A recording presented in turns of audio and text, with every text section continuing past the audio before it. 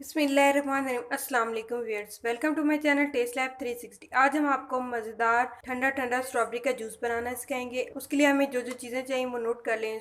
2 cup हमें strawberry चाहिए, ice cube चाहिए, 1 चुटकी हमें नमक चाहिए, 2 टेबल स्पून हमें चीनी चाहिए और पानी चाहिए। चलें स्टार्ट करते हैं स्ट्रॉबेरी जूस बनाना। जूसर ब्लेंडर में हम सबसे पहले स्ट्रॉबेरीज डाल देंगे, 1 चुटकी नमक डाल देंगे, 2 टेबल स्पून शुगर डाल देंगे,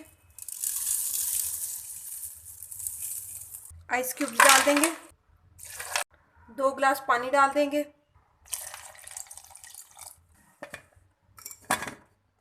जूसर ब्लेंडर को ऑन कर लेंगे।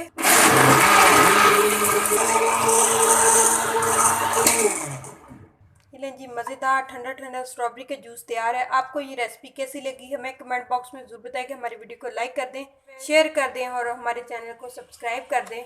नेक्स्ट टाइम फिर एक मज़ेदार रेसिपी के साथ हाजिर होंगे। तब तक अल्लाह हाफ़िज़।